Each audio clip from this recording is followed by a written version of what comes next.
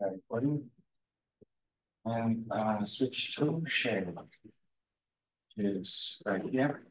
And I'm going to share what. Yeah, that's a good idea. I got a new notebook, so I can give the old one to the museum. The other notebook should be donated to the museum. Okay. Wait, we're looking for bids, right?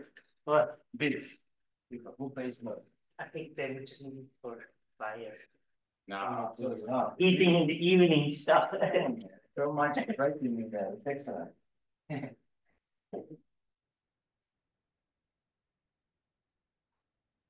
Now I cover red and black. Crimson is inside the deep.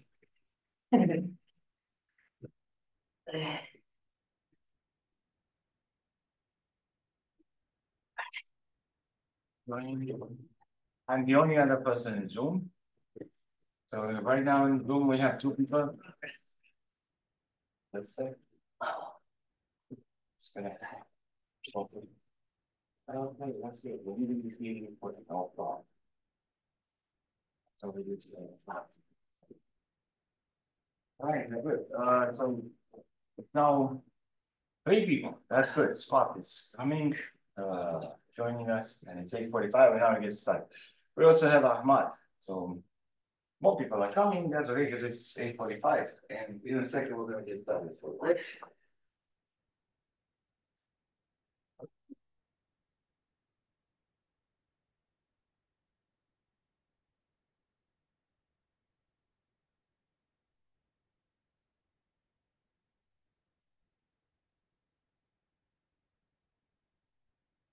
There's Alisa coming as well.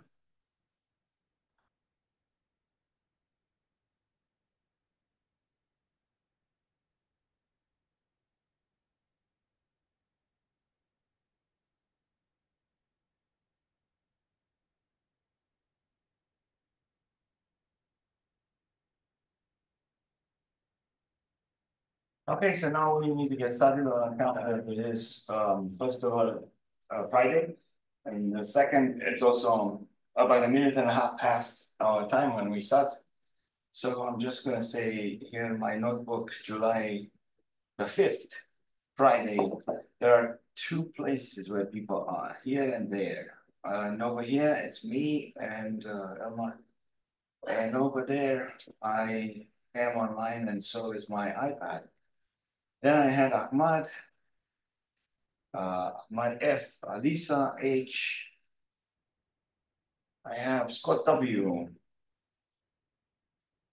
That's it. That's all. That's it. That's all. 5 people online and 2 people here.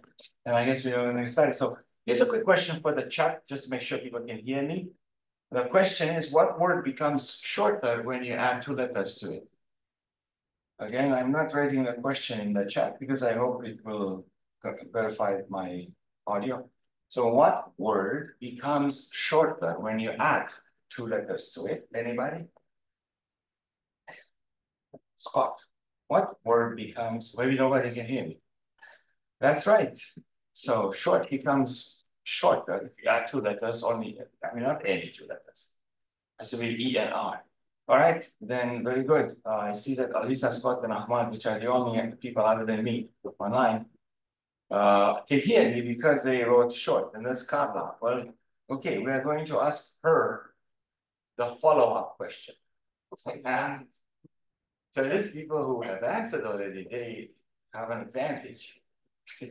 I don't believe you. You don't believe me? No. I know you too well. This cannot be simple. Okay, well, we have an unbeliever here. That's okay. Look, we're gonna go online and we need to go see 290 quantum, and now I'm going to basically do 2 things. The lady in this picture over here, which is Maria Aguilaris, is going to give us 3 lectures next week. This is from one of her videos where she's just explaining some physics phenomena. And if I click here and if you go to 17, then you will see the plan on a week-by-week basis. Today we finished week number 3. and that's in week number 4. That's her first guest lecture. It's you know what? I don't think it's July 8th. I think this is just ridiculous. 8, 7, 15. I gotta check. I think I put the wrong dates. I believe she's on the 10th, 17th, and 24th. So I'm going to fix this because I have to send her the Zoom link and an invite that goes into her calendar. Everything has been set up. But since originally she said after July 8th, when I set up the dates with her, they were 10, 17, and 24. And when I wrote down this in the first day of classes, I think the dates over here are completely wrong. It's not July 8th. So she's going to be on Wednesdays. It's going to be Wednesday in the morning, and it's going to be an hour. As she says, I asked her to provide some little exercise at the end, just for whoever wants to think further, to actually have something to work on. So she's going to have 3 lectures on Wednesdays, not July 8th as it's here, but this is basically what she's going to talk about. There is a paper that she presented, as an invited to Seattle IEEE Quantum Week last year. And this paper is mentioned several times. And then there's also a link to her playlist. She has many quantum paradoxes videos. Yeah, and ours are put together specifically for us, but there will be separate videos. We're going to post them on YouTube. They will be specifically for us, but they might have some information from these videos. Just that the specific rendering and will be unique to our class. So week number 4 starts on Monday, and on Wednesday we have the first guest lecture from Oxford. And now just to verify the audio, Mrs. Gelhausen, how are you this morning? Can you talk? Carla.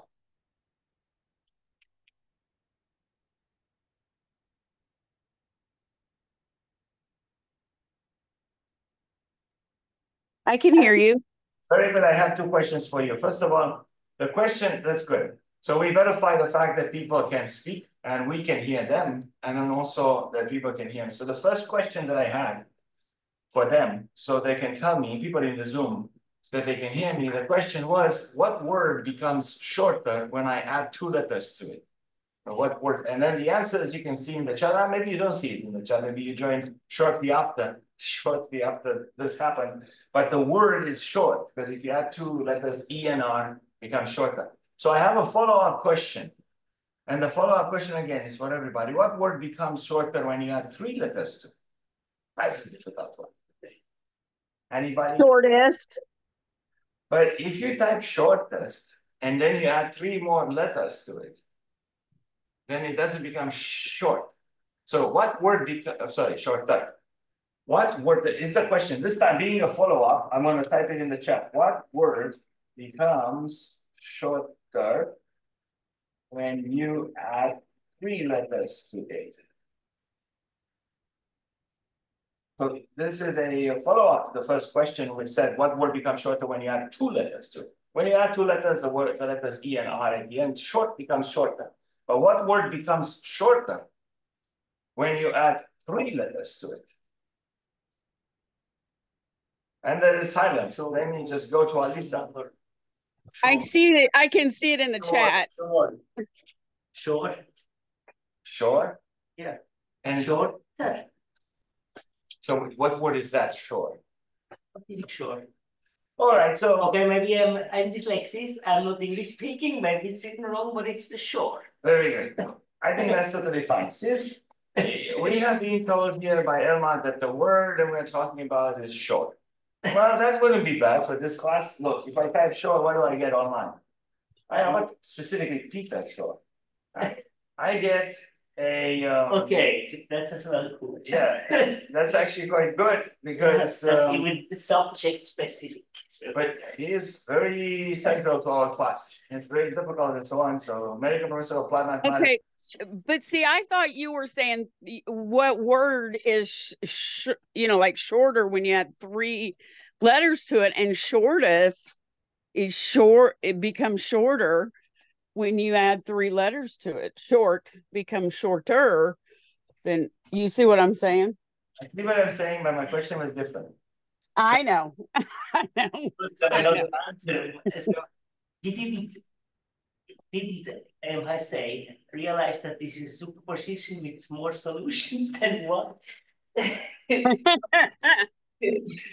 Okay, everybody's having fun here. That's great. So, the main purpose of this discussion was to make sure everybody can hear everybody and everybody can talk. So great.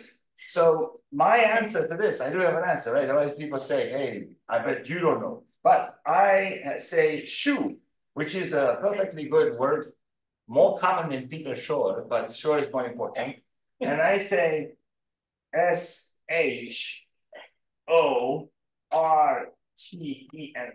And so if you actually Oh, yes. Yes. Mm-hmm. add 3 letters, I mean, but That's much better. not just any letters, and then they have to be in the right place. Then it becomes shorter. So it's just irrelevant, completely irrelevant, absolutely. But then it's just a way to get started. Thank you for everybody's participation. Now let me check with 2 people specifically. If I go under this and I click on the office hours, do we count on these meetings today or not? So will I meet at 2 o'clock and then 3 o'clock? I was planning on it. I can do it earlier if you want to. No, I don't think it's necessary to do it. Okay, if it's earlier, what time? I can do it at 11 if you want to. I can do it at 12. I can, whatever you want to do. I see. So honestly, if possible, I'd like to keep it at the date, at the time that I Okay. took last week, because it kind of very good. So at 2 o'clock, Yep. I'm gonna meet. And last week I missed it. No, I'm sorry. And then at 3 o'clock again, I'm gonna meet. And then as far as I can tell, these are the meetings for today. That sounds good. Wonderful. So now we're going to get started. I'm now going to say, we established, we can hear each other, we can, so on. And then I said I have to update the dates for the lectures next week. They are not 8, they are on 10 and so on. It's the red numbers over here as when the lectures are going to be. And let's go to July 1st. So I think I have something under every single link over here. If I go under July 1st, I added something yesterday, which I wanted to bring to your attention, to everybody's attention. We are done with this week. And we have to go at the end of the week and ask ourselves, what have we learned so far? So every week, we think about the week, and then all the weeks before, and then together, what was it? But if the class were to end now, what would we claim as knowledge? And clearly, we can say that in the first week, we knew nothing. So we wanted to introduce our idea of storing assignments, deliverables with GitHub. That took a certain amount of, invite, accept, and whatnot. Also, people had to join IU guest account and then Canvas, depending on the status and so on. And then we introduced for real something meaningful. That was Google Colab, which is based on Gmail. I mean, if you have a Google account, then you have that one. And it gives you the ability to write Python, including the ability to write LaTeX, and including the ability to actually use Qiskit, which is also a Python library, to set up simple quantum circuits. Then we have the week number 2, in which we said, as long as we understand one qubit gates, we should try to discuss 2 qubit gates, and we will not need more than 2 qubit gates. We posted additional resources, and I said by the end of this weekend, I'm going to have all the things that I posted there with a link, so you can refer to them if you want. I have a list, but I don't have the links everywhere.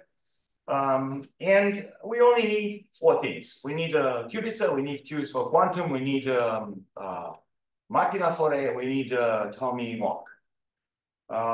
I've been using the qubit with the Qs for quantum and Martin-Laforet more than Tommy Wong. Soon we will have reading assignments from Tommy Wong.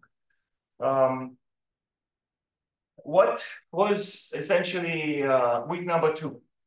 we started thinking in terms of misty state formalism. So we set up, I guess, in the chat. I have a question. Go ahead, ask the question. Okay, so on oh my GitHub.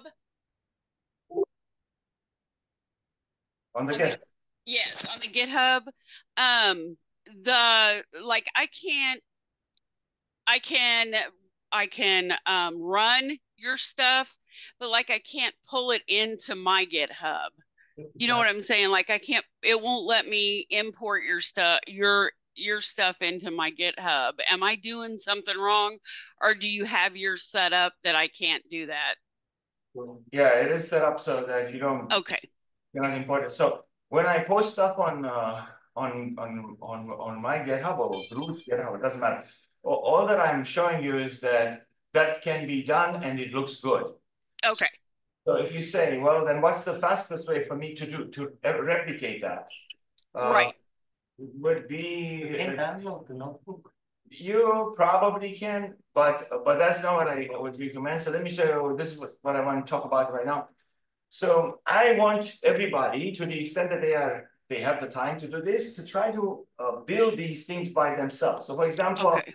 In week number 2, we had a diagnostic quiz, which was right here. Diagnostic quiz is something that any serious, reasonable class is going to have, like in Berkeley. Mm-hmm. And therefore, it's frightening, right, from a point of view, because you have to review all the math and so on. But I did provide all of this. So every question in it is formulated as well as answered. And this is the actual code for putting it in a Google Colab notebook. Okay. So if you want to do something like me, you have to do what I did when I posted it. So now I'm going to say, let me go to where do I want to go? I want to go to GitHub. Maybe I want to close the chat and I'm going to go to Google Colab. Maybe I need to go to Google Colab. Maybe that's my problem, that I don't have it hooked to Colab. And that could be the problem. So Elma here was saying that if you have access to a repository and then you see a notebook somewhere, you can download it and then you upload it. And I didn't want to go through those steps because I'm not entirely sure that that's going to give you access to the web. It doesn't. I tried that and it doesn't. Yeah. It uploads. It uploads weird. Yeah, okay. So it doesn't upload like you can. But you have to download the raw, because a notebook is nothing else than a JSON file. But okay, JSON is a format that you can share things like XML. But so a notebook is just a JSON file that gets executed by the Python interpreter. So you have to download the raw file, which is ASCII, and then but this becomes complicated. I mean, if you know, copy paste or something. Okay. Yeah, it is complicated, I'm going to tell you. Okay, so, and by the way, suppose that you follow those steps and it works. The thing is, you bypassed your ability to learn. Yeah, exactly. And here, the main point is not necessarily because you may not have time. I mean, because you're a busy professional. So if you say, I don't have the time, then I guess don't do it. But if you say, I'd like to do it, then we can actually meet in these weekly meetings and we can do things together. For example, I'll give you some examples now. Then we can use the lecture to explain how that could go. So I set up a new notebook over here. It's completely new over here. And let's say that I haven't done any work so far this semester. But I was told today that if I click on 25, I am going to see the answers to the diagnostic quiz. By the way, the diagnostic quiz was never an assignment. You see, these are the things that I listed as assignments. So for example, the week deliverable for last week that ends today is a Deutsche Jahr notebook, which I posted, but then you have to reproduce. The week for next one is global quantum search. And then in the past, well, actually the diagnostic quiz was a deliverable for week 2. And that's why I provided all the answers in here. So then if you say, okay, I want to post a diagnostic quiz. Here's the first question on it. That's how you would have to type it. Let's say that you know how to type it. This here is a code cell, so I'm gonna throw it away. Then I say, give me a text cell, because in this interpretation, I am in fact going to write the thing on the left, and it will show me as math on the right. So I don't like, for example, one is indented. Why would one be indented? And that's because it's marked as if being the first item in a list of items and so on. So I say, wait a minute, I don't want that. So I say question 1. Suddenly it's no longer going to be indented. But now I say, but a question as well as the answer, I guess, should be bold, let's say. And I'm just giving you some ideas as to how you would format things. So if you put stars around, say, question 1, turns out that that makes it italic. But if you put 2 stars, then you're going to make it bold. And so this is markup like XML, like HTML, like we were told just now. And then if you want to make this one bold, that's fine too. Answer bold. And so what this does here is essentially a problem, as in the diagnostic quiz, and this is the answer that we proposed. And we can discuss this. I mean, you either accept this or you don't accept it, and then ask questions about it. Or you say, I didn't know how to solve it. I mean, in general. And you say, but the answer now looks good to me, so now I know how to solve it. Then if you were to go into the diagnostic quiz, whatever that was, you could, in fact, try things out. You go 25, click on the diagnostic quiz. And this is a form that they have outside of the edX. In edX, they have this quiz, and it's properly formatted. You don't see 2 plus square root of 2. You see the actual formula like here. And so this would be the right answer, square root of 6. And we already have worked this out. So that's the diagnostic quiz. And if you say, all right, show me us the second question, just to see how it goes. This would be the second question. I'm writing everything. I mean, I'm uploading everything in one step here. So this may make it a little bit mysterious. How did I put that together? But in a second, I'm going to start writing questions from another quiz, step by step. So I'm done with this question. I say plus text, and it's going to bring that up here. This thing that has on the left where I write whatever I write, and on the right is where it tells me what it is. Okay. Yeah. Okay, I got you. Very good. So then I make this one same thing. And then I put answer. So, okay, the mouse doesn't want to go where I tell it, but now I think it's okay. So this is also a relatively easy exercise to explain. I have e to the pi I over 3, but wait a minute, there is a formula, Euler, and that shows up at the end of the demonstration as to how that formula came about is at the end of the material by Martin Laforet. So you say every number that's a complex number has this form, and I'm supposed to do a complex conjugate, okay? And so if I have this number, e to the pi I over 3, then r should be 1, and theta should be pi over 3 because of the tangent that's supposed to be b over a. And so in the end, the z is supposed to be half plus I square root of 2. A complex conjugate of this number is with a minus in front of I, because this one has a plus in front of I. And therefore, this is the answer to the thing. So I'm finished with this as well. Now, again, how exactly have I posted those things in the past? I say shift enter. I put 2 questions in here. That's all I have at the moment. I say file, and then I say download. I download the notebook. There was a long explanation involving JSON, JavaScript object notation, and so on by Elmar. But what I'm going to do right now is I'm going to say, well, first of all, it shouldn't be untitled 8. It should be, I'm going to make, say, an example, Friday, July 5. And so that's how you change the title. Then I say, that looks good, hit enter. Then I say file, and then download again. This time I download the same exact thing, only it comes with the right name. I open the folder, and I'm just demonstrating how, if I were to just work backwards on the diagnostic quiz, if I put all the questions in there, I should go into the GitHub, which is somewhere. I'm not sure where, but somewhere like here. And I guess of these guys, which are all fictitious except me, I'm not entirely sure if mine is public or not. When I created them, let's verify. There we go. I have to go inside. I'm going to go in as C212. That's the owner. And I may have made it. So this one is private by mistake. Okay, so I can't post stuff in the German to share with other people, but all these guys are public. So I go to Brew, which I've used already. And we are in week 3, and one thing that I did was week 3 2 days ago. Week 3 only has actual circuits. And so you do not know what I did, except here I did only code. So this is easy to move. Can you see this row up there? Yeah, where do I want me to draw? Row. Now, Now Elmar says I should click here. And what should I do? and when you click here, then you see how the chasing file looks, and when you download this one, this you can upload this. That sounds like very good. Hang on, I will explain in a second what he said, but this is just code, so I don't need to look at the role because it's just code. There's absolutely nothing that, what do you want to type exactly what you see? Good, no problem. But hang on, Here's the reality. This is just.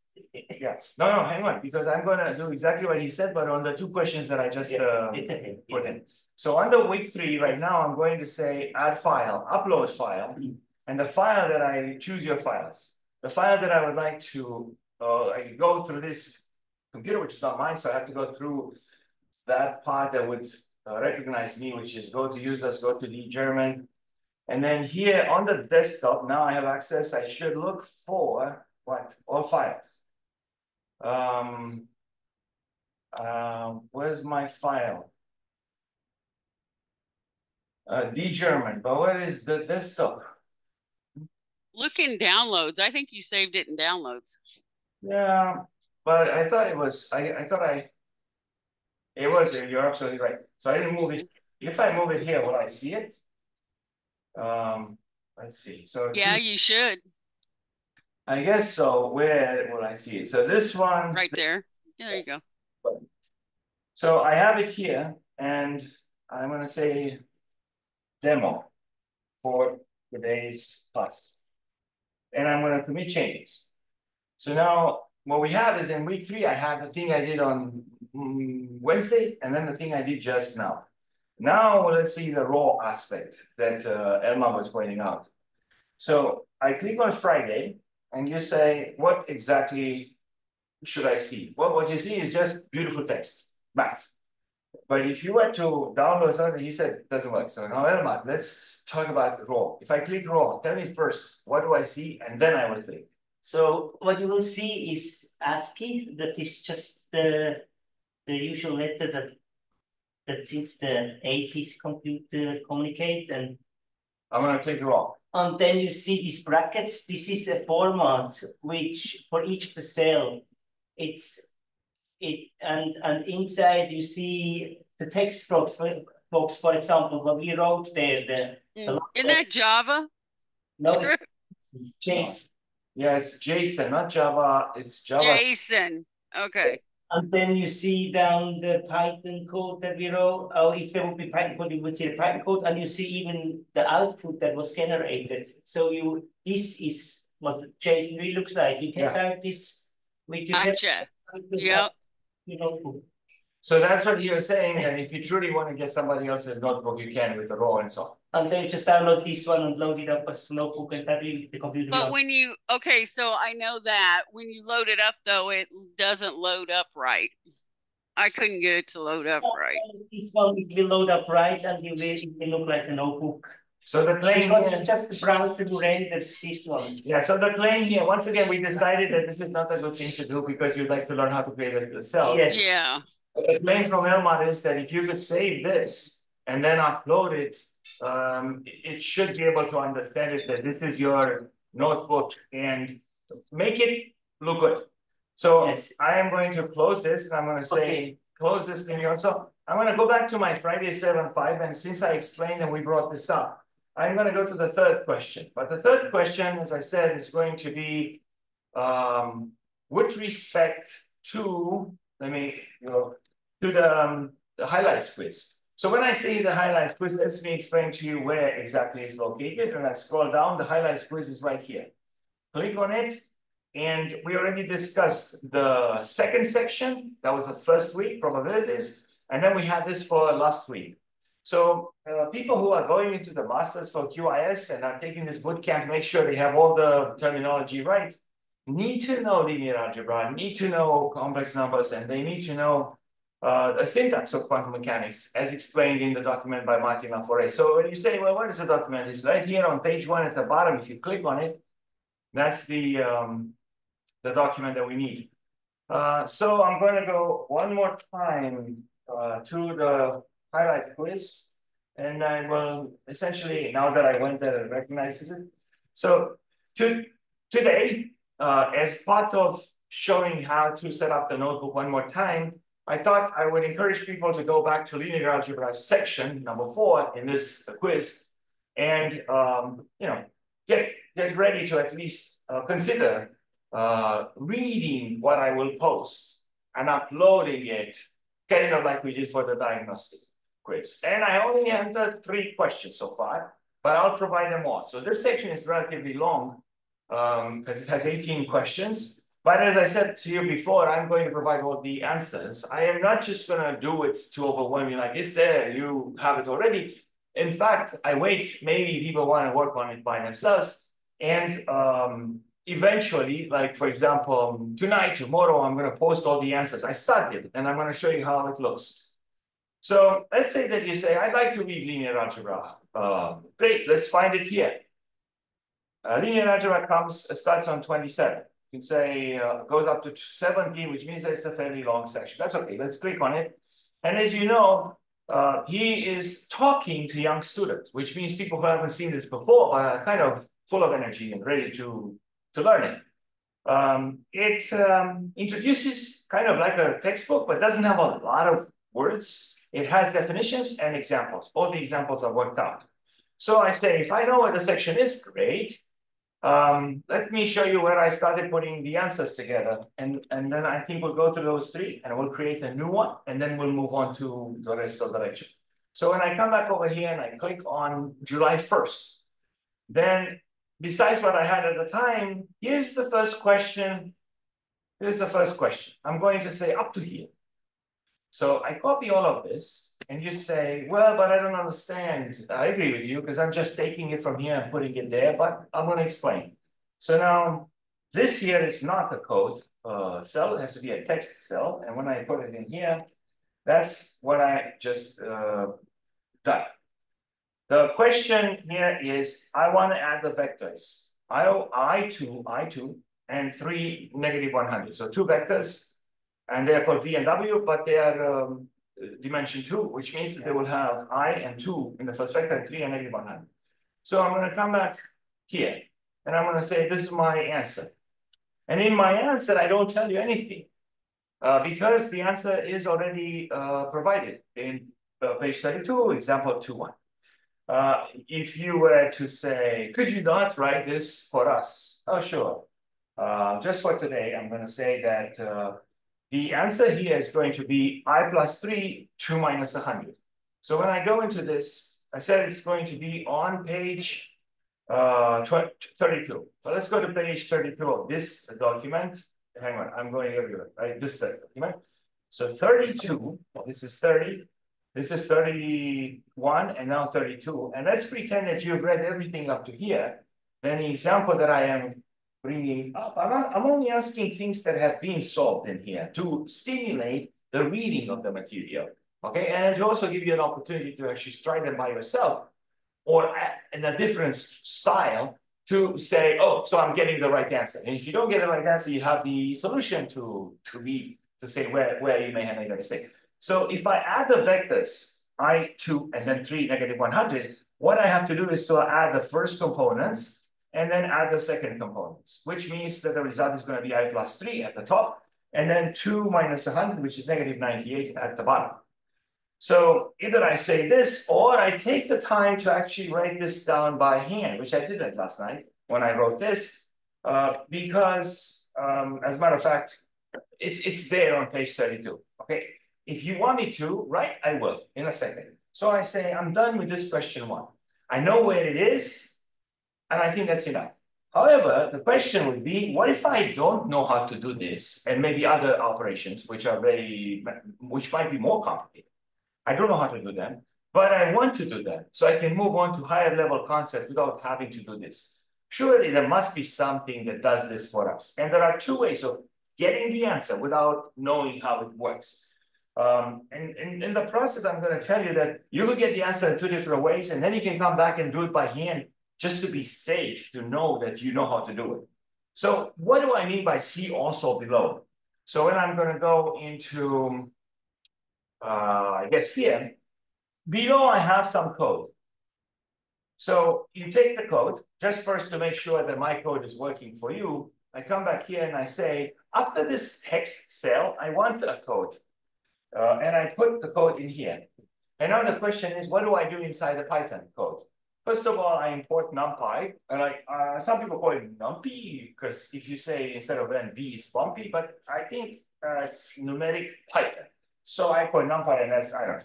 So you import NumPy as NP, and then you make V to be I and 2, and then you make W to be 3 and -100. What's important here is that, yes, you get all the work for nothing. However, you have to spend something, like format the whole thing in the syntax that they expect. You just have to. So then you have to say np.array, and then you have to have the right amount of square brackets. And guess what? The complex number square root of -1 is in fact j. And if you don't put a coefficient in front of it, it's not recognized.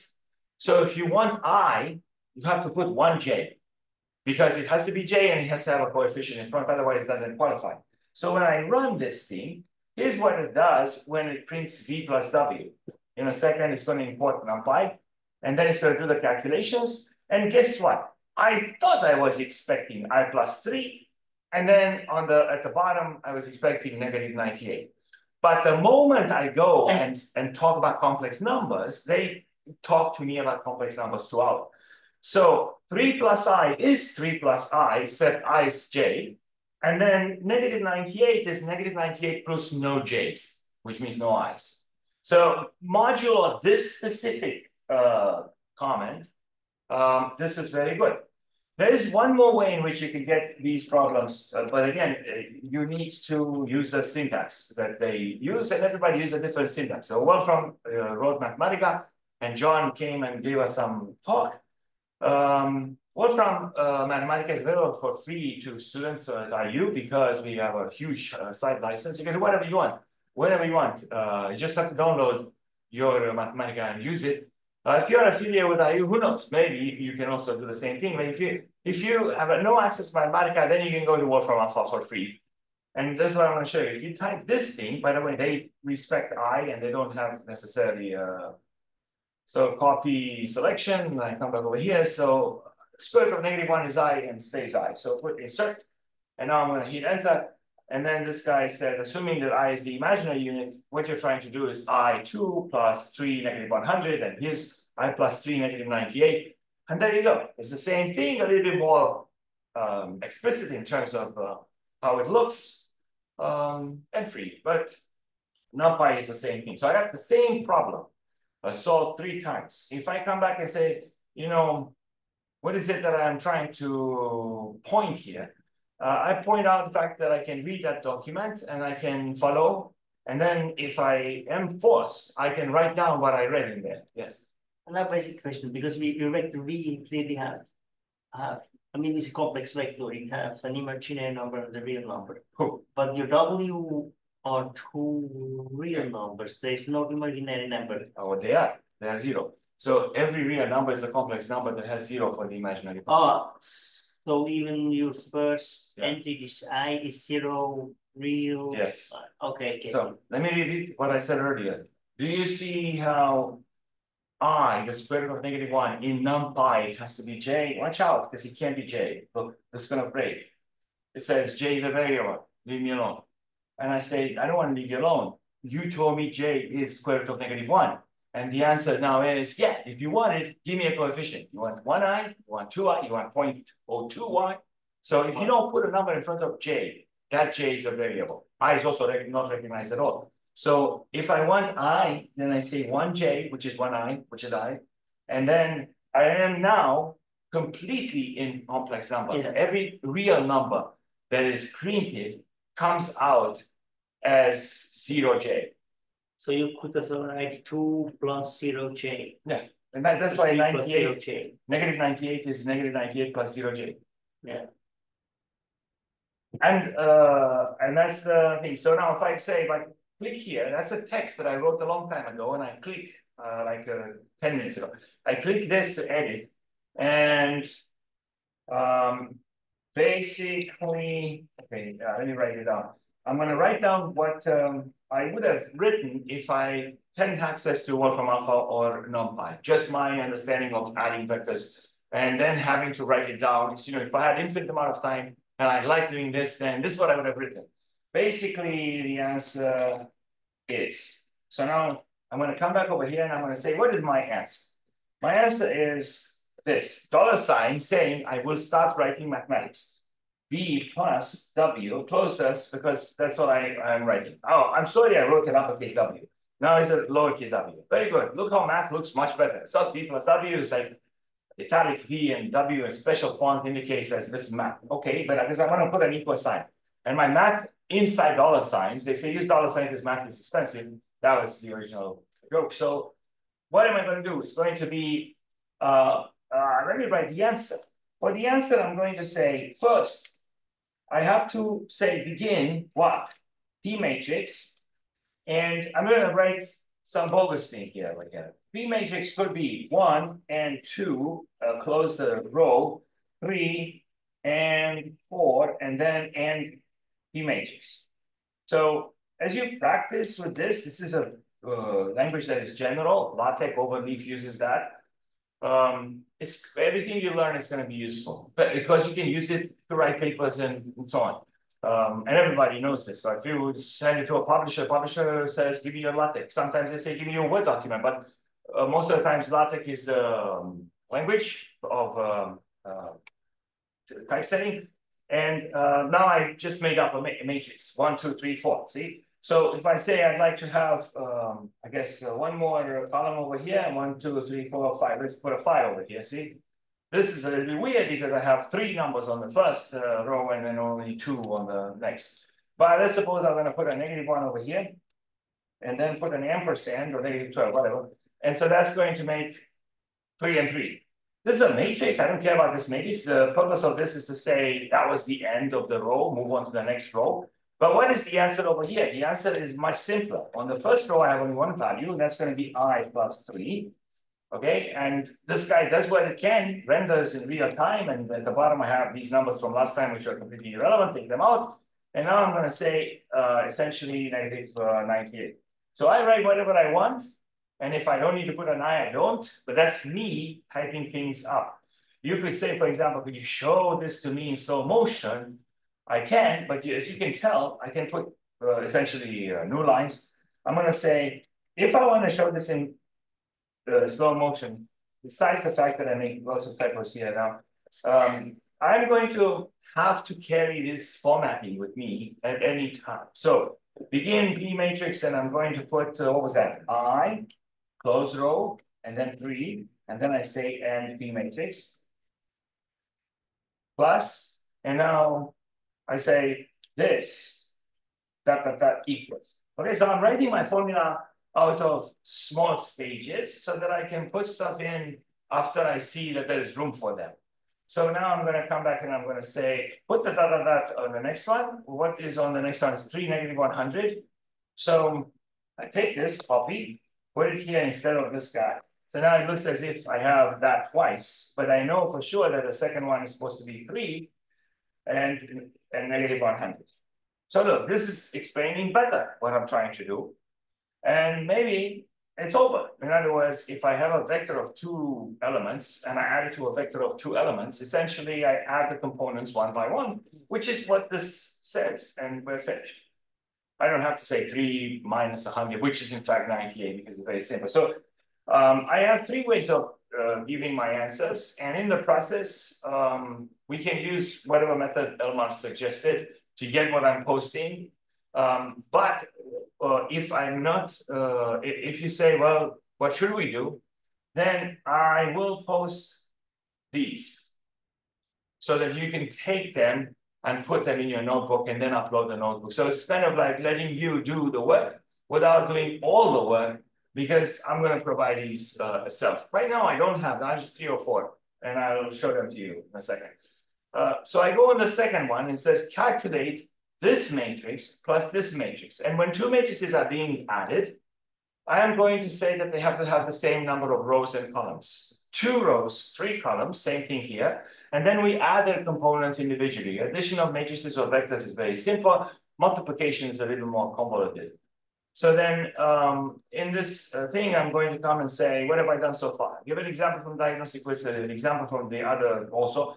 Then the first example from the algebra, linear algebra, which is not a deliverable, but I think it's useful for people to at least know where to read, how to get the notebook together, and what should be reviewed. So for some people, it's necessary. I insist that you can write it by hand, or you could, which is what the book does. The booklet by Martin Lafore shows how to do it by hand. People should know how to do it by hand, but you also write NumPy code, or you could also use Wolfram Alpha. And so now I'm going to say, what am I going to do? I'm going to ask for a new text. And I'm going to check, make sure that my text is in the right place. It is, because I can move it up. See, it's above the code, or I can move it down. It really should be the next question. So I have question 1, let's do question 2. Question 2 is here. As I did before, and I don't have a third question because I was going to do it by hand, and then that's it for today as far as this topic is concerned. So I take question 2, and I say, I know where to read it. I read it over here. I already read that to you. I go back into my notebook and I say this guy here should be, I double click on it and I put what they gave me, right? My code, I posted that for you. And I did exactly the same thing I did before. Here's the question. Here's how it looks. Here's the page and the example that you should read if you wanted to know how this should be done. So you can try things all by yourself. And then the answer should be, first row, 5, 2, and then -1 plus 3i. Second row is going to be 1. Then -1 plus 3i, because I'm adding the no, I highlighted too much.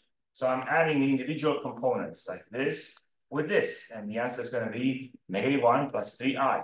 And finally, 0 plus -3, that's a -3, and these are the numbers that will result in the matrix that is 3 columns and 2 lines, 2 rows, 3 columns. So, all right, I have, not sure where that, over here. So I go to page 26, I think I said, or whatever the page was. Page is 36 on 2.4. So 36, I scroll and I say, it would be really good if you read this, but if you don't have time, you just go to that page and hopefully it makes sense. And if not, then you have to connect the dots with what you just skipped. So page 36, which is right here, here's example 2.4. This is our first matrix, our second matrix. And when I was reading the last row, I said 1, and then -1 plus 3, which you can see over here. And finally, -3 versus 0, -3, and that's -3. So you have the same information over here. And you could say, yes, yes, yes, I have identified it on page such and such, example 2.4. Everything is in there. I believe you. Bye-bye. As I promised, so I put, but not much. I put online this, and I say, I wanted to show you how I got there and promise the rest of it. But in the process, this was the issue. In the process, I want to model. First, I want to give you some opportunity for you to do this. And then second, I want to model how you do it so that you can actually try to do it by yourself rather than just copy stuff that I have and move on and move on and move on. So here's the code now that will implement the same thing. Now, you remember how it was before. I had an array, B, and then W, and I printed plus. Now I will have 2 arrays. I just before 2 arrays, B and W, and this is A and B. There's absolutely no difference between the 2. The first one was a matrix of 2 rows and 1 column. My matrix is now going to have 2 rows and 3 columns. So a vector is just a small matrix. So then what we did in the first example is basically available right now the same way. So I'm coming here where I have a cell for code, and I put this in and I run this. And I don't need to import NumPy because it was already imported. So I guess I'm going to take this out. But as you can tell, the matrices that I am dealing with are 3, 3, and then -1 plus 2i, which I have to write as 2j here, we discussed already. And then second row is 1, negative 3, 0. So the answer is this, which by the way, you can tell, where's the thing? Right here. This is the answer that they have. This one is the answer that they have. And we have the same answer, except ours is j instead of I. I also have the thing for Wolfram alpha. Again, it's good to know. I'm not here to say one is better than the other. It's good to know in general how to solve a problem in more than one way. Because if you're completely unsure, then solving it, say, twice and getting the same result increases the chance of getting it right. So I'm going to say copy selection and then come back here. And last time we were doing that, but this time we're doing this. And when I hit enter, here are the two matrices, here's the answer. So Wolfram alpha, but even NumPy, will be always able to give you the answer, completely bypassing any understanding. You say, you want to calculate, fine, we'll calculate for you. And then depending on the plan that you have with them, this is free, right? But if you pay, then I'm not sure how much, $12 for, I don't know what, month, maybe, but that would be like significant, right? For a month is like 144 per entire year. So that's some money, right? Anyway, but if you pay that, because you don't have access to Mathematica for free from IU or whatever, then they will give you step-by-step solutions. But you can as well throw it into ChatGPT and say, give me step by step. Yeah, perhaps, like John showed us. So why exactly is it? So you could also do the same with the code that you described, right? ChatGPT will probably try to explain the code for you. It's not necessarily okay, fine. I'm not here to push ChatGPT, and then I can't tell you go to ChatGPT because you will get the right answer. I can't, but I'll tell you that if I click step-by-step solution, you get a meaningful answer here that's completely consistent. Yeah. Like what are the stages that they went through to calculate this? Whereas ChatGPT could basically do what the student might do one day, looking at the code and reading the code out loud to you, not saying anything. It could happen. So I'm not pushing ChatGPT, but that's always an option. The step-by-step solution here actually tells you what a Mathematica did to get to the answer. Either way, I guess I'm finished with this. So then let me show you how I would encode the third one. The third one says, calculate the product between 2 and this matrix. So I don't have that online, right? So now what I'm going to do is this. What do you do when I didn't post anything yet? I told you that this is from pages 32 to 71. So my plan for those people trying to solve these is you have to become intimate with the book by Martin Laforest. So I'm going to say, let me go for an example that multiplies 2 by that matrix. Okay. So I'm going to come back here. And look, the answer is right there in the same place. So if you multiply with 2, the matrix that is 3, 3, negative 1 plus 2i, 1, negative 3, 0, then the answer is this one. And you have the same exact approach. So the benefit here is you have 3 strategies. One is Wolfram alpha, the other one is NumPy, and the third one is by hand, and then you encode it. So this might take some time if we write it. So let's not write it, or should I write it? I don't know.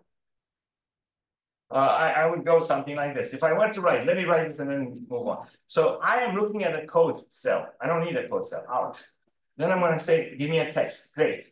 And now I'm going to type, what do I want to say? I'm going to say it's question number 3. So what do I do? Question 3, boom, start. And what I'm saying is calculate. And now I have to produce that multiplication. So I say math 2. Let's say I put C dot to get a dot, put a dollar sign. So you see how the thing shows up. And here I'm going to put a matrix. So begin P matrix, and then end P matrix. And this is for the parentheses. That's basically what I'm getting. But it's in the end. Okay. So then you see, I got something, but I don't know exactly what.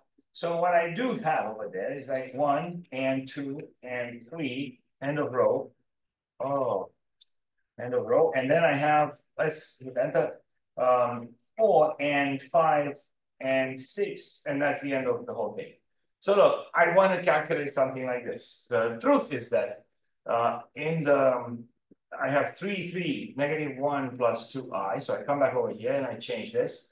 This is 3, 3. And then this one is -1 plus 2i. Lowercase upper 3, whatever, right here. Great. And then on the other one, the thing from here, I guess, 1, -3, 0. Right here, 1, -3, 0. So here I say 1, -3, and then 0. All right, so I have to calculate this. The question is, how would you like me to do it? So then I say, period. That's a period at the end of my question. It's not a period of multiplication.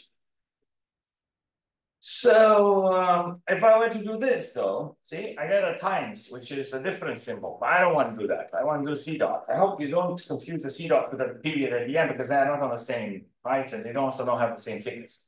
So I'm the same style as before. See page 36 and then exercise example. What's the example that I claim over here? Example is 2.4. Martin. Good. Then I'm finished with this thing. Let's pretend my first goal is to tell you what it is. You can read and do whatever you want. You can type it up, or you could actually say, when he sees me for the weekly meeting, if he ever asks me this, or if I claim the knowledge, I could do it for him, or I could tell him, whatever. But that's more than enough. So now I'm going to say, I have two options. I'm going to go with NumPy or this. Why don't I just show you NumPy?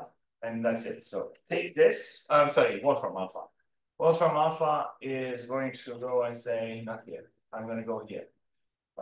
What I had before was this, but I don't want, which is the matrix that I'm going to do, the first one. So I multiply this by 2. And if I say, I'm going to push enter now. Okay, that's the first matrix. It says that's a matrix, leave me alone. I say, no problem, thank you. And if I like to multiply this by 2, then I do this. When I hit enter, the answer is going to come back saying you're going to get 6, 6, 2 times -1 plus 2i, and so on. Okay, that sounds good. So this is correct. I'm going to come back here and I'm going to say I do want to write some code. So in the code, I'm going to put comment and this in Wolfram Alpha. Okay, and you know it's in Wolfram Alpha.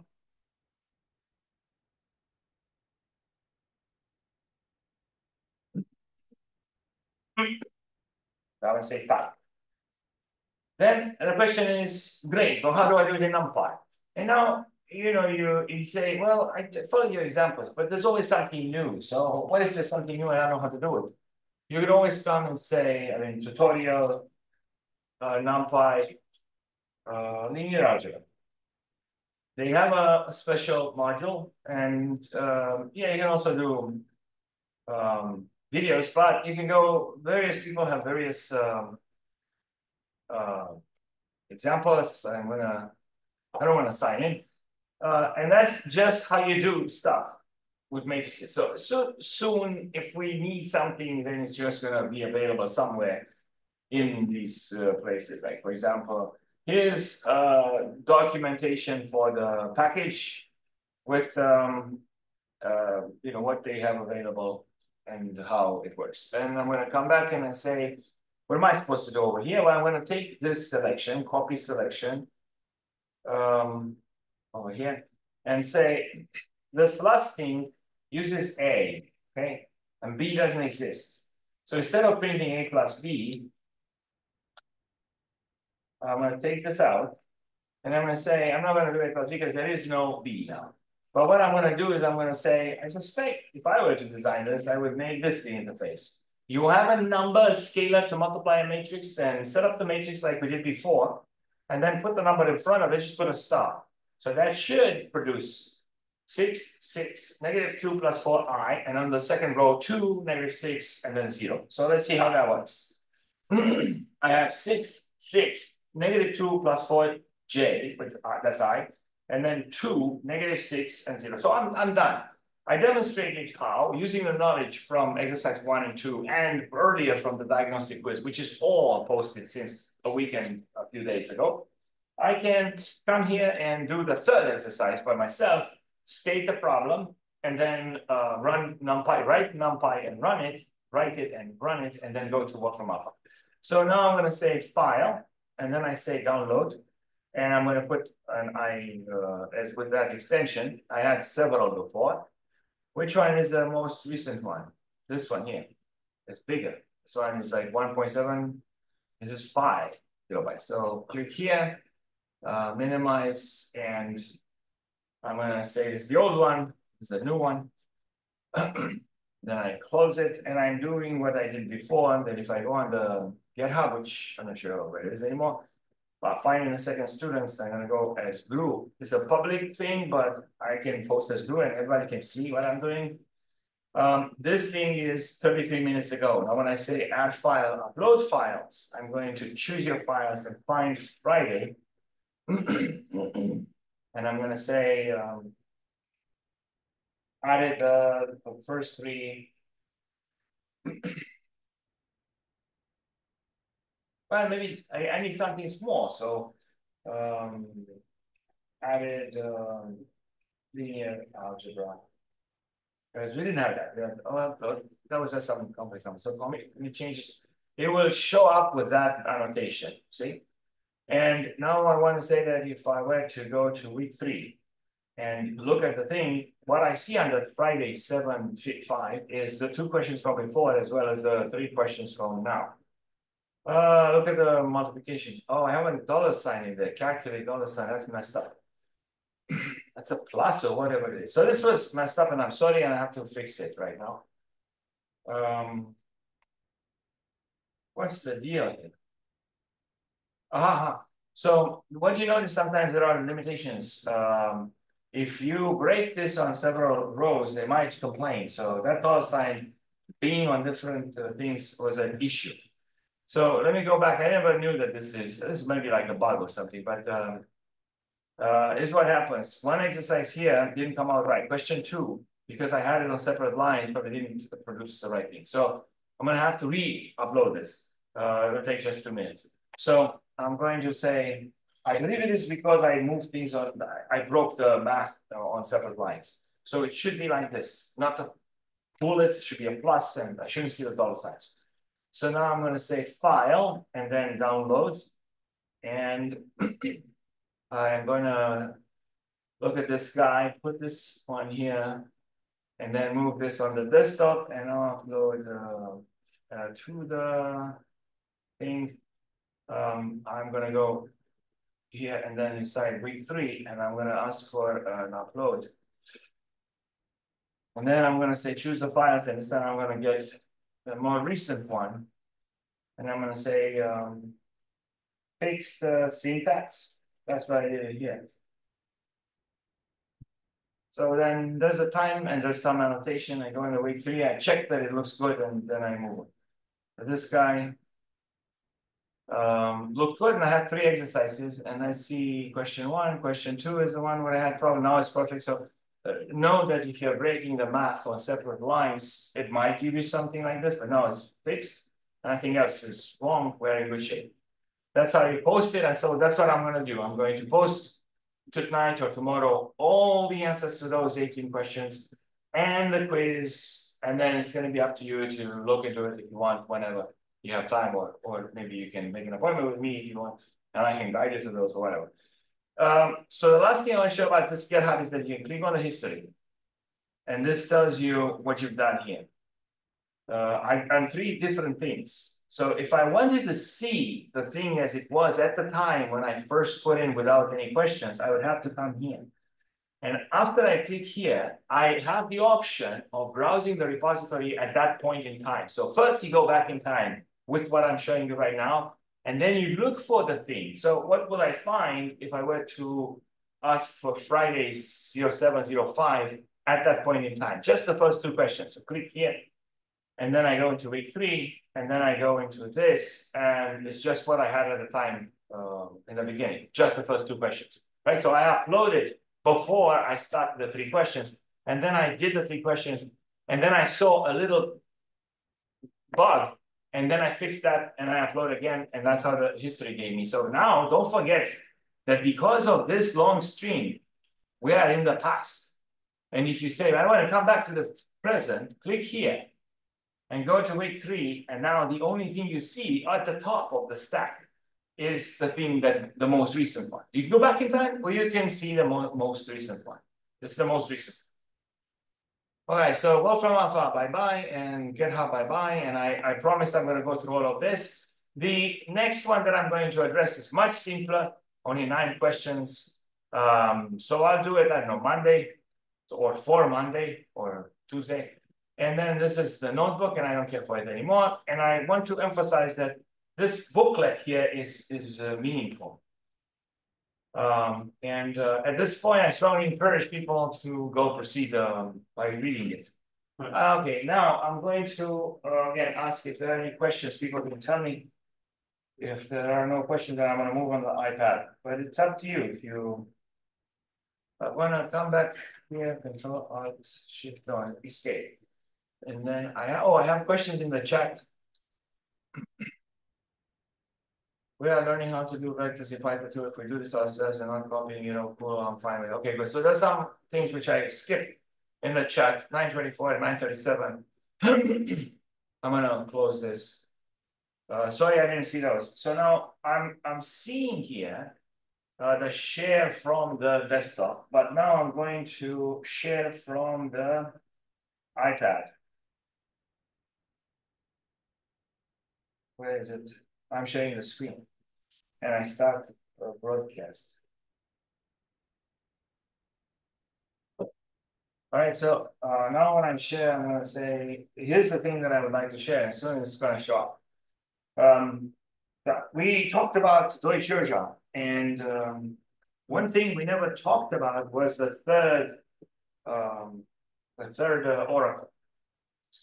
So here I'm going to go to the eraser. And I'm going to erase the thing from Ben. And I'm going to take the oracle for the third case and trace it so that we can be sure. So we should put Deutsche Urja behind us. But I think for that, we would have to make sure that everything that's in little qubits that has been discussed and we understand, or we don't have any mistakes. So what would be so interesting about the oracle for the third case? Well, that's the only case that basically has a face. So I wonder, first of all, if the face, isn't there a mistake? The face shows up. And second, can we get rid of the face? It would be nice to know, say, for example, the face shows up on because, and no, you cannot get rid of the face. But as a challenge, I'd like to issue this. So, I just changed my mind a little bit. We have like 10, 12 minutes left. And I'm going to share from here, replace current share. That's good, because I want to talk about something else for next week, and then I want to come back and do this thing. So the qubit cell, is it available? No, of course not. So can I do C29012? Yeah. And then if I come here, where's qubit cell? And I'm going to go into syllabus, and I'm going to click on this guy. And qubit cell is really buying lectures ahead of time, written down ahead of time. So I would like to go to Deutsche Urja, leaving Deutsche Urja now, right? So as I scroll down, what do I see? A description of what we spent the whole week. And these are the 3 situations, because we said balance function, symmetric function, balance, symmetric, same thing, constant function, balance function. And balance function means tiger, money, money, tiger. And constant means tiger, tiger, money, money. We ruled out tiger, tiger, so the only constant function is money, money, which is the only thing we would like to have. So which thing is producing a face? Not this one, not this one, the one in the middle. So tiger behind white door, it has 2 NOT gates and a controller NOT. And it apparently produces a negative a face in the output, which doesn't show up in the calculation. So in the qubit cell, you should go and say, this case, maybe you described it here. And I did, look at it. It's right here in front of you, right? So those with 2 NOT gates and a control NOT, there you go. And I took this as the most significant one and traced it in here. And maybe for this reason, I didn't do it in lecture. And I was going to do it now, and I may still do it now. But I have a question. What is psi 0 and psi 2? Which are those? Psi 0 is after the Hanamat, and psi 1 is after the first NOT gate. And psi 2 is here in this other one.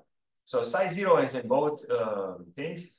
Psi 2 is over here. So I guess I'm calculating psi 2 in the one that's the middle one. How do you calculate psi 1 and psi 3? Where are psi 1 and psi 3? And this is where I'm calculating psi 1 and psi 3. So I'm calculating wave functions everywhere. And you have to pick the ones that you're interested in. In my case, I would be interested in 0, 1, 3, and 4, because I want to do this thing in the middle. All right, so that's what it is, right? And I'm going to go now one more place, and I'm going to say, let's pretend this is easy. Let's say we do it by ourselves, everybody's happy, we understand the Church of this particular thing, we can write the equations or we can trace them with mistakes, everything's happy. Everybody's happy. So then I come back over here and I ask myself, so I want to prepare myself for next week. Oh, he brought up the linear algebra and then the complex numbers, and I bet he's going to push the last exercise in the highlights quiz, the one with syntax for quantum mechanics, and then he's going to give us reading assignments in Tommy Wong's book and so on. So fine, we'll do that. But as far as what's due, there's only one thing that is due next week listed here, and I'm going to not make any changes. Grover Quantum, and you click on it, again, you will see this video by Jim. And I want you to try to watch it and see, it's a 20-minute video, 18 minutes. See if you can reproduce, first of all, if you understand what he says. And second, if you can reproduce the actual circuit. Like here, for example, he's explaining how to put this together. That's exactly what I described, but slightly differently. But I studied from his video. And I have a picture of his code in the qubit set. So for next week, I would like you to read what's the reading assignment? This video, if you have time. If you don't, that's okay. So that's the thing that I'd like for next 2 weeks. All right. The second thing that I want to do, I'm going to escape. I'm going to come back and say, I do have something else that I'd like to talk about the Grover. And in fact, I really want to do this game now, even if it uses up all the space. I'm going to go on to what's new, and I'm going to scroll down to this. What? This thing. This is the game that I want to talk about. So let's pretend we have 5 people. A blue person, a red person, a yellow person, a green person, and a purple person. And I am going to say somebody picks up a number between 1 and 30. And I want to give you an idea, an analogy. It's a classic analogy of how Grover is going to work for us. So if I were to ask Elmar, I pick a number 13, for example, but he doesn't know it's 13. How many tries should Elmar go through before he says your number is 13? Elmar could say, is it 1? No. Is it 2? No. Is it 3? So could be a simple-minded approach where you just try all the numbers. So it would be at worst with 30 questions. Okay, can you do better? Yeah. I can go and say, divide in half, 15. Is it bigger than 15? No. Okay, then divide 15 into, is it bigger than 7? Yes. So now he's doing binary search. So he gets 6 tries. Can you do better? So the point of Grover for the exercise that we're going to run is that if you have 4 cards, you don't know which one has the queen, the others are numbers, you have to turn the cards face up. And the worst case is 3 times, and then you know it's on the 4th one, or you're lucky from the beginning. So like we discussed with John last week, we said you're going to get like 2.5 attempts, okay? And depending on how you're thinking and the probabilities, it could be 225, or it could be more than 2.5. But the point is that you have to turn 2 cards and a little bit on average. That's not good because Grover is going to do it in 1 try. So I want to tell you up front that video shows how you can do it in 1 try. And then we will do it. The book, also a booklet, shows that. And now I want to show you how you can do it in 1 try in real life, but you need 5 qubits. So I'll tell you who will be my qubits. For example, Elmar does the blue. let's say Alisa does the red, and then Carla does the yellow, and Ahmad does the green, right? And somebody, John, will do, I mean, who else is online? John does purple, okay? And I already forgot who does what. But it goes like this. Suppose we chose 13. Now each one of these people check to see if 13 is on their cards. And I'm going to now go here and am I sharing? Yeah, I guess I am sharing. I'm going to annotate. Click annotate. We have like 1 minute left. That's fine. And I'm going to. Yes, you are sharing. Very good. Thank you so much. So I'm going to say 13. Is it on this one? Yes. Is it on this one? No. So they say yes, no, right? Is it on this one? Yes. And then what about this one? Yes. Yes. Finally on this one. No. Exactly. So now I've done this in 2019 with a full room of direct admits and their parents and so on. So there were 5 people in the back with cards like this. And my assistant basically wrote the number. It was 13 in that day and showed it to them. I wouldn't see the number. And they raised their hands or they didn't raise their hand depending on whether 13, I mean, that number was on their cards or not. But now, if you're looking at this, did I do this? Yeah, oh, fine. Elmar, 10110 tells you anything? Well, I just looked at the card and what I realized is it's 1, 2, 4, 8, 16. So it's also doubling. But I don't know if this is by purpose or by choice. But this thing, raise hand, don't raise hand, raise hand, don't raise hand, don't raise hand. Does that tell you anything at all? So if this, you read this as a binary number, this tells you how many ones you have. I have no ones. This tells you how many 2s you have, so base 2. This tells you how many 4s you have. This tells you how many 8s you have. 16. Yeah, it's the other way. It's 22 in decimal if you translate it from binary to decimal. Yeah, but read it backwards now.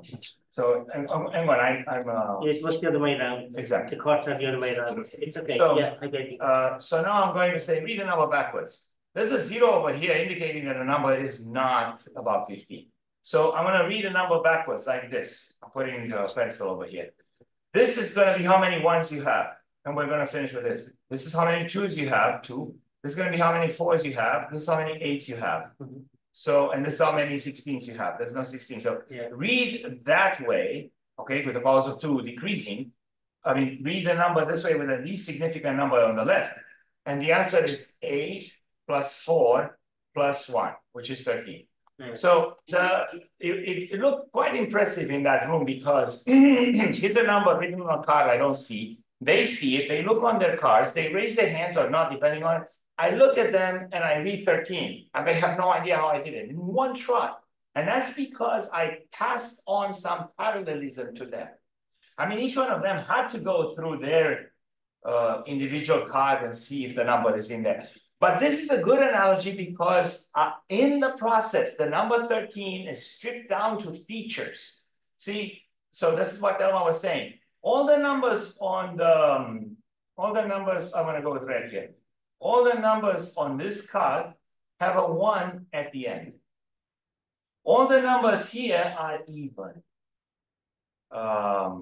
No, they're not even. They have a 1 on, they have a 1 on the second digit. All the numbers. So 1, 1, 1, 0, 1, 1, 0. This is 1, 1, 1. So all the numbers on in this one, they will have a 1 on the least significant digit. This will have a 1 on the digit in front of that least significant digit. These numbers over here are numbers that have a 1, 3 digits from the least significant digit. And these numbers, you know, and then it's 4 and then 5. So these are important features. Right? This is an arrow of some sort. So as long as it's efficient for my qubits, that's how you call those 5 people, to look through their own individual numbers and see if they should raise that hand to indicate there is a feature or not. As long as that's easy, then for me, it only takes 1 step. Kind of like this, something like this happens in the actual Grover algorithm. But how do you program your qubit that it knows this now? That's right. So next week, we are going to program a Grover algorithm so that it does kind of something like this. Remember, our setup is even smaller. There are only 2 qubits, which means that we are searching in a space of 4 values. I see. The analogy there is going to be 4 cards face down. One is a queen, the other one numbers, the other 3 numbers. How many times there will be an oracle, kind of like in Deutsche, and then there will be additional circuitry. You say, I'd like to know it now. Okay, you could watch Gene's video. That's my reading assignment for you for next week, right? You could also see how I describe this in the cubism. And that's really the goal next week, to understand Grover's search algorithm. So with this, thank you so much for your patience. And I will see you next week. I'm going to click here. And I think I am 4 minutes late, but I appreciate everybody's patience. So I'm going to go escape. 32 on the card. 31. 31. Yeah. This is a game for primary schools. Yeah. That's okay. Yeah, it's okay. Yeah, but it's. So why do I have 32? 31. 32 will be the next. Then you need one more card. So, but there's no room for that. Yeah. No, it's fun. It's okay. Yeah. So this is from half Games for Games. But it is really nice. So this is just a simple trick. If the people who have the cards will convert it to binary, all you have to do is read back. But you see, you could teach people binary, because if you look at Tommy Wong's book, it starts with binary. And binary is significant everywhere. Significant, yeah. And then you can say this, first of all, it's like this when you do Grover, but more important, you can learn binary from this. And it looks magic. People started applauding, like I was some magician when I did this in 2019. Right? The first reaction is, how did he do that? Why? How did he know that? Let's do it again. See if he can do it again. Maybe they practiced 13 or something. It had an impact over there. But I'm saying that in a classroom of kids, I suppose, if they get excited, then you can say, now let me tell you how it works. And you could in principle introduce base 2. Yeah. So now, what am I? I'm going to say stop sharing. Yeah, I mean, you change just the number system. I mean, you could do exactly the same with the decimal system, right? Correct, but you know which. But then it's not that it was magic, because everybody knows those tickets. I'll tell you which system I would do. Base 3 with negative digits. Base 3 with negative digits. In other words, my digits are 1, 0, and negative 1. It's balanced ternary. It is ternary, but this when it is symmetric, it has a specific name. But once again, do you understand the digit is negative 1? Yeah. But this is actually cool. Have you read the book, the guy who wrote LaTeX, the Lamport. LaTeX? LaTeX was Lamport, but Tech was Knut. No, yeah, because Knut have written these books about computing. About what? No, I didn't know these books about how to do computing. Yes, in one of his books, he talks about the balanced ternary system. Yes, absolutely. And he said actually it's very easy to do calculation. If your computer would have been balanced ternary, he said we can do less step to do our calculations. That's right. Yeah. But have you read about the Russian had implemented the Russians had a computer like that? Yeah. Yeah, there was one machine, but they never know if it really existed. But I was reading a book about Saturn. It's very interesting. I agree with you. Yeah. And with the Russians, there's always some political aspect that comes in at the end and breaks the whole thing. So it doesn't matter what new stuff they do, it collapses because there's political pressure at some point. But have you realized how many mathematical discoveries were first done in Russian, and then some Western person comes up, and all the credit is always to the Western? Yeah, there are good people everywhere. That's for sure. So that's what I don't. Or the same in chemistry and so on. So we now call Russians. Maybe we figured this out. But your use of term Russian really doesn't quite see.